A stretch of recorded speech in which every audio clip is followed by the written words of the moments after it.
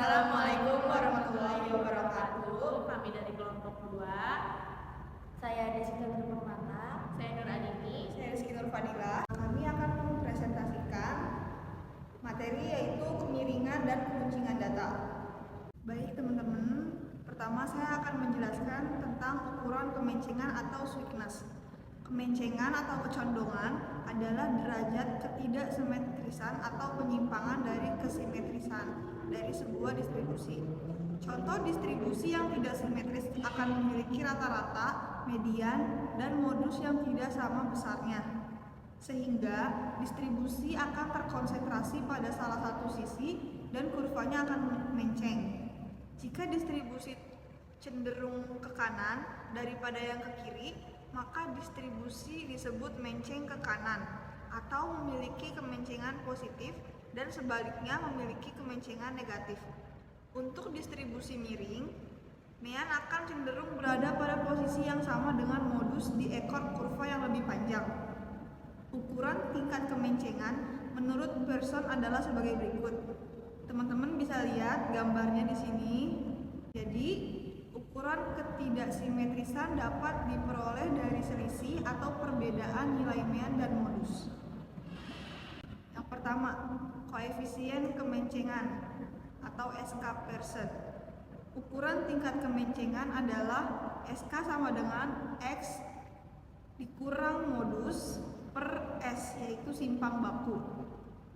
Apabila secara empiris didapatkan hubungan antar nilai pusat sebagai X min modus sama dengan 3 dalam kurung X min median, maka rumus kemencengan di atas dapat dirubah menjadi SK yaitu 3 dalam kurung X dikurang median per S. Jika nilai SK dihubungkan dengan kurva, maka SK sama dengan 0, maka distribusi dikatakan simetris sekitar meannya. Makin jauh hasil SK dari 0, maka makin besar tingkat kemencengannya. SK lebih dari 0, maka distribusi menceng ke kanan. Nilai-nilai terkonsentrasi pada sisi kanan. Dalam kurung yaitu mean terletak di sebelah kanan modus, sehingga kurva memiliki ekor memanjang ke kanan atau menceng ke kanan atau menceng positif. SK kurang dari 0, maka distribusi menceng ke kiri.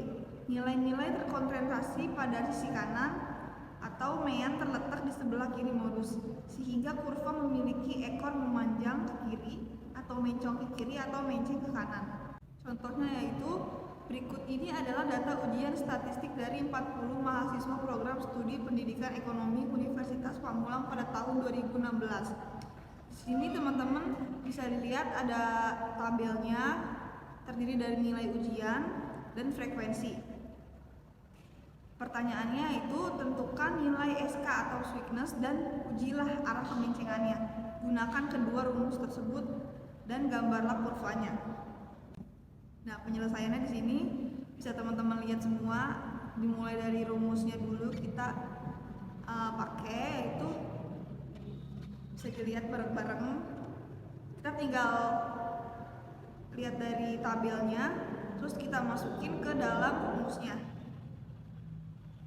Ini bisa dilihat bareng-bareng, dipahamin. Kalau misalnya aku yang ngejelasin pasti nggak bakalan ngerti, jadi dilihat aja dulu cara-caranya gimana. Nah, dari hasil itu kita bisa tahu nih berapa nilainya kan. Habis itu kita gambar kurvanya. Bisa dilihat juga di gambar sini. Kalau misalnya dijelasin secara lisan itu pasti nggak bakal ngerti, jadi teman-teman better lihat aja gambarnya dari materi yang udah aku kasih. Selanjutnya saya akan menjelaskan tentang koefisien kemencengan momen. Koefisien kemencengan momen didasarkan pada perbandingan momen ketiga dengan pangkat 3 simpang baku. Dilambangkan dengan A3 dan disebut juga kemencengan relatif. Apabila nilai A3 dihubungkan dengan keadaan kurva, didapatkan 1 untuk distribusi simetris atau normal, yaitu nilai A3 sama dengan 0. 2 untuk distribusi kemencengan ke kanan, nilai A3 sama dengan positif. Ketiga, untuk distribusi menceng ke kiri, nilai A3 sama dengan negatif. 4. Menurut Karim Pearson, distribusi yang memiliki nilai A3 kurang dari 0,50 adalah distribusi yang sangat menceng. Kelima, menurut Kinney dan Keeping, nilai A3 bervariasi antara kurang lebih 2 bagi distribusi yang menceng. Kriteria: jika min 2,0 lebih kecil daripada 3, lebih kecil daripada plus 2,0, maka dapat diinterpretasikan berdistribusi normal atau hampir normal. Untuk mencari nilai A3 dibedakan antara data tunggal dan data kelompok. Untuk rumus untung data tunggal sebagai berikut, dan untuk rumus untung data kelompok sebagai berikut. Contohnya yaitu pada soal tentukanlah koefisien kemencengan data nilai ujian statistik dari 40 mahasiswa program studi pendidikan ekonomi Universitas Pamulang pada tahun 2016 dengan menggunakan koefisien kemencengan momen min 3. Dari tabelnya sebagai berikut. Tentukanlah A nilai SK dan ujilah arah kemencengannya. Gunakan kedua rumus tersebut. B-nya gambarlah kurvanya. Penyelesaiannya yaitu kita bikin dulu data tabelnya, tabel penolong perhitungan yang sebagai berikut. Kemudian mencari rata-ratanya atau mean, lalu mencari simpangan bakunya atau S, dan koefisien kemencengan momen. Lalu dari pencarian atau penyelesaian tersebut kita mendapatkan jumlah sebagai berikut, maka bentuk kurva negatif yaitu menceng ke kiri. Izinkan saya melanjutkan. Ukuran keruncingan data atau kurtosis. Pengukuran kurtosis atau keruncingan sebuah distribusi teoritis ada kalanya dinamakan pengukuran akses atau eksis dari sebuah distribusi. Kurtosis dianggap sebagai suatu distorsi dari kurva normal. Keruncingan atau kurtosis adalah tingkat ketinggian puncak atau keruncingan dari sebuah distribusi yang biasanya diambil secara relatif terhadap suatu distribusi normal. Kurva distribusi dapat dibedakan atas 3 macam, yaitu pertama, leptokurtik atau distribusi yang memiliki puncak relatif tinggi atau kurva sangat runcing. Yang kedua, platikurtik atau distribusi yang memiliki puncak hampir mendatar atau kurva agak datar. Yang ketiga, distribusi yang memiliki puncak tidak tinggi dan tidak mendatar. Bila distribusi merupakan distribusi simetris, maka distribusi mesokurtik dianggap sebagai distribusi normal. Pada kurva simetris, jika skala tegak lurus, kurva normal ditarik secara memanjang dan skala horizontalnya dipersempit, maka kurvanya akan menjadi tinggi dan rambing. Sebaliknya, jika skala tegak lurusnya diperpendek dan skala horizontal diperlebar, maka kurvanya akan menjadi pendek dan melebar. Seperti contoh pada gambar di bawah tersebut. Untuk mengetahui keruncingan atau koefisien kurtosis dilambangkan dengan A4 atau alfa 4. Jika hasil perhitungan koefisien keruncingan diperoleh 1, nilai A4 lebih kecil dari 3. Alfa 4 lebih kecil dari 3, maka distribusinya adalah distribusi platikurtik. Yang kedua, nilai alfa 4 lebih besar dari 3.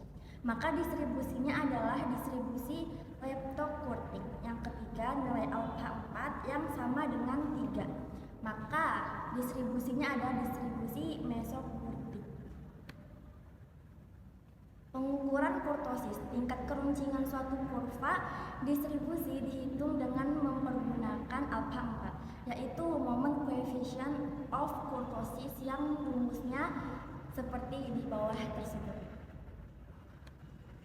Contoh soal yaitu tentukanlah koefisien keruncingan dari hasil praktikum pengukuran yang memperoleh hasil pengukuran panjang dalam cm sebagai berikut: 11, 16, 15, 12, 21, 19, 17. Cara penyelesaiannya yaitu rata-rata X sama dengan sigma X1 per N sama dengan 111 per 7 sama dengan 11,86. Simpangan baku atau S sama dengan akar 1 per N kurang 1 sigma XI dikurang X akar 2 pangkat 2 sama dengan akar 1 per 111 dikurang 1 dikali 1577,277. Jadi hasilnya adalah akar 15,7728 sama dengan 3,97.